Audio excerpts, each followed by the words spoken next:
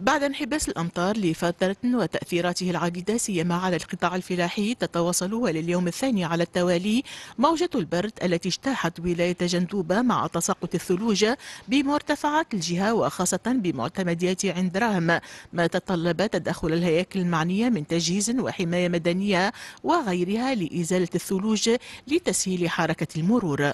راهم يتقلقنا حاجة انه وقت اللي تثلج الباساجي تسكر علينا كل شيء، ما عادش نجموا نخرجوا نقضوا. المطلوب لفتة معناها تهيئة الطرقات، الجسور، فهمتني، معناها البنية التحتية. جيت أنا من البارح باش نشوف المناظر الطبيعية الخلابة، الطقس الممتاز، يعني طقس أوروبي بامتياز، يعني مناظر ممتازة.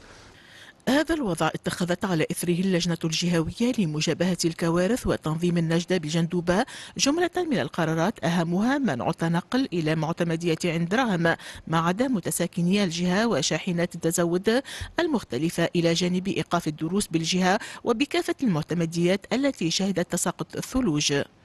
اخر ما فما انه توا معناها الطقس ديجاجي لاباس الحمد لله. الموجه الاولى كانت البارح واللي معناها تفاعلنا معها بطريقه معناها فوريه، يعطيهم الصحه، الحمايه المدنيه، البلديه، التجهيز، يعني اداره الغابات كلهم كانوا متجندين وقاموا معناها بكل ما يلزم من اجل فتح الطرقات، من اجل سلامه المواطنين، خاصه انه كانت فما بعض السيارات اللي علقت واللي تمكنوا بسرعه من انهم يخرجوها.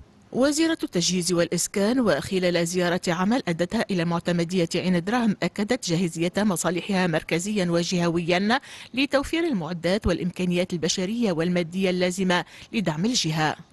المعدات نتاعنا حاضرين، الاداره الجهويه بجندوبه معناتها عندها المعدات نتاعها، ولو فما تعزيز كيف من اداره المعدات، وين نحتاجوا معناتها معدات اخرى تجي من الولايات المجاوره ومن معناتها من تونس من المركزي. كل عام معناتها نخصوا اعتمادات بالنسبه للانجاز هذوما الانزلاقات اللي هما معروفه ولايه جندوبه بالتضاريس نتاعها، فما فيها عديد نقاط الانزلاقات، فما 6 انزلاقات انطلقنا فيهم في بدايه 2022 باعتمادات قيمة 6.2 مليون دينار، قاعدين معناتها نخدموا عليهم، وكيف فما 35 نقطة باش نقوموا بالدراسة نتاعهم ونبرمجوهم على السنوات الجاية. كل لطف الويكاند هذايا ماذا بينا ما فماش زيارات لمنطقة عين دراهم.